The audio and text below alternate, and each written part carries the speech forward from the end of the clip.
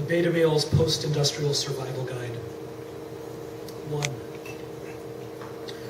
We don't get the fabled view at the end of the pilgrimage, rolling into town in my 1952 Ford Foo Fighter, hating the wannabe beatnik, talking and smoking shit in the back seat, chattering teeth, driving by the stick. I let the punk kid out in questionable quarters and head north, top down, trying to leave the stench of Mexico behind, looking for God in the heart of the tabula rasa Gomorrah.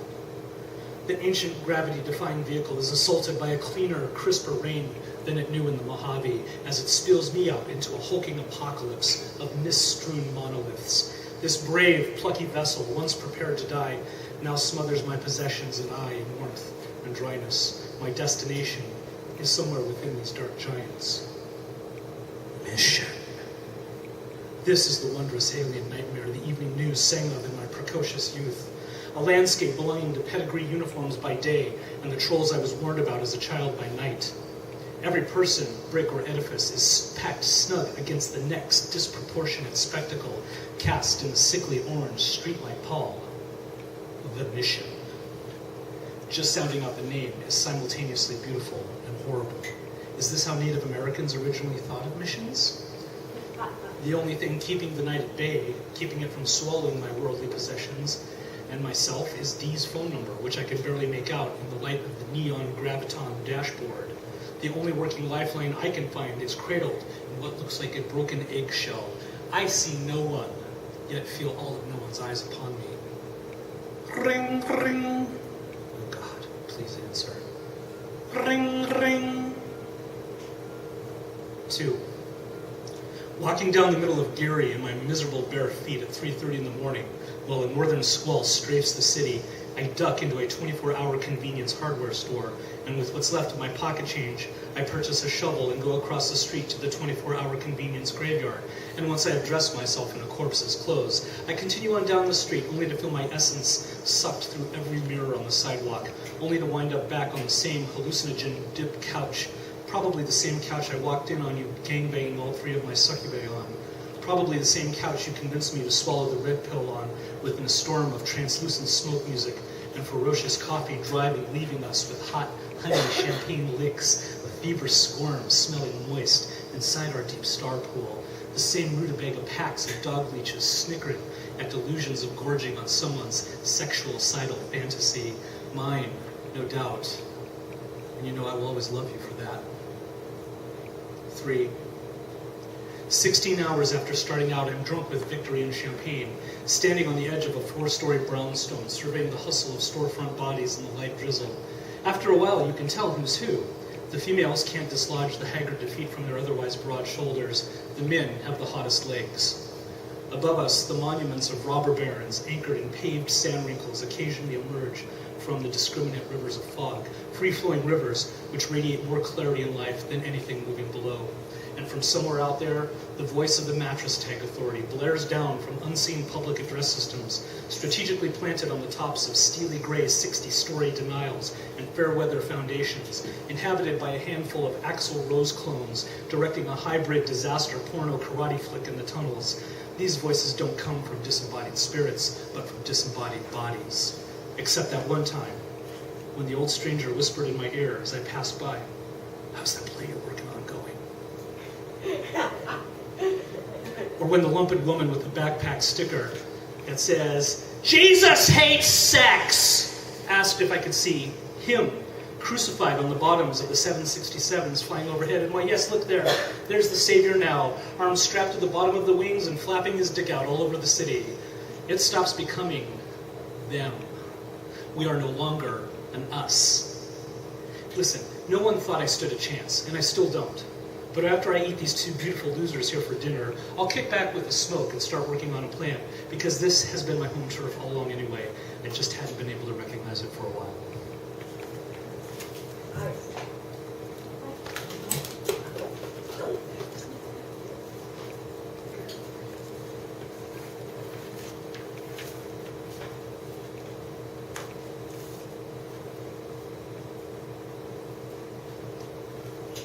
Streetcar Named Cemeteries. The title of Walt Whitman's book, Leaves of Grass, is a pun. Grass was the term given by publishers to works of minor value, and leaves is another name for the pages in which they were printed. I lived a life in New Orleans one week, years ago, awed with contentment. The French Quarter in New Orleans is the great American novel every visitor becomes aware upon entering that they've just written themselves into.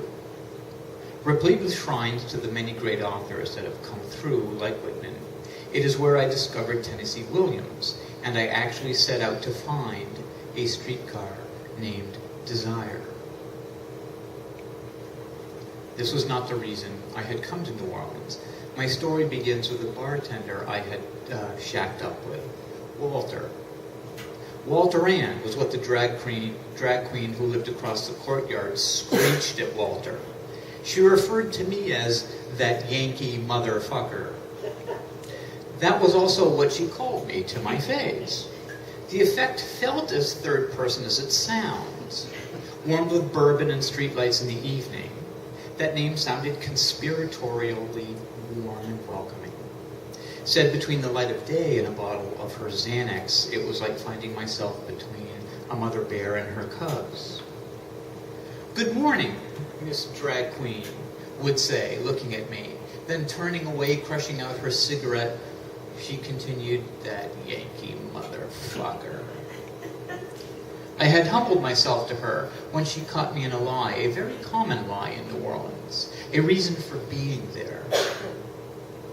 I can't remember what it was, but she told me it wasn't the words, but the way we all say them. We turn our heads away or look down and deliver our lie in a slightly high-pitched sing-song voice that any local is wise to. I asked her this one morning if she knew how I could find a streetcar named Desire from the Tennessee Williams play of the same name, without knowing it didn't exist.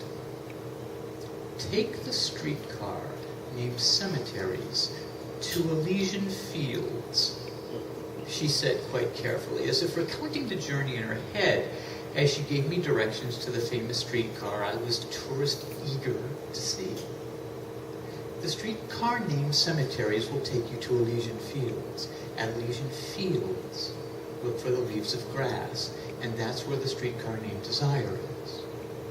I was skeptical at the sound of non-tourist destination directions, but proudly reassured to discover I was one of the few that bothered to go see said streetcar. The next morning, we awoke to her shouting, "Walter Ann, send that Yankee motherfucker over here with a Xanax," from her stoop across the carriageway. That's what it was called, the carriageway. Funny what comes back when you go through old stories, what I made up or changed, what I didn't, what I had forgotten, what was better than what I had made up. Places like the Biscuit Palace and Royal Street.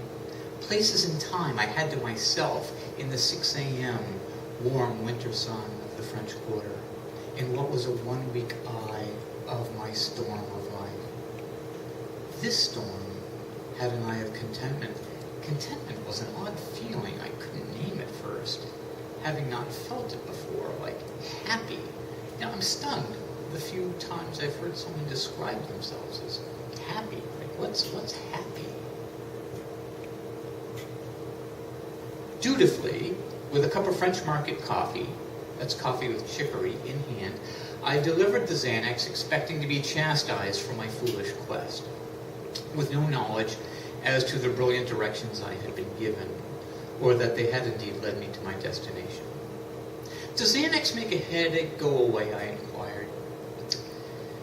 "Yankee motherfucker," she said to the sidewalk, then turning to me, "It certainly does not make the headache go away. You don't give a shit about it anymore." It's her definitive, vivid explanations I took for wisdom that I remember cinematic clear, and the David Duke for President placards on the lawns of Metairie on the way to visit Wayne's mother. That was her name, the drag queen, Wayne. how did the French Quarter become gay in the middle of arch conservatism? It feels like the KKK are about to storm the gay castle, I asked Wayne on our way to Metairie with Wayne and Walter in Walter's car. They had to give the French Quarter to the niggers or the faggots, Wayne said, then added, but so they gave it to the faggots. Not sure I had deduced that from his answer. I call any dog I meet or refer to a person whose name I don't know as Miss Thing. I got that from Wayne. We were watching something on television at Walter's that Bob Hope appeared on live. Wayne remarked at the aging star fondly with, "Oh, there she is, Miss Thing." Everyone was Miss Thing to Wayne. His mother was so kind to me. My van had its window broken and a microwave or stereo taken from it, I don't remember just what, but she insisted I bring it to her home so nothing else would get taken from it. She let me keep it in her driveway for a week. She covered the broken window when it began to rain. They were all kind to me, Wayne, Wayne's mother, and Walter Ann. I grew very close to Wayne while Walter drifted into memory. On January 29th, 2014, I got a call from my family that someone called looking for me and gave me the number for clarification. It sounded odd, but I called, and it was Wayne's mom. Wayne had passed on. I told her how sorry I was for her loss and mine.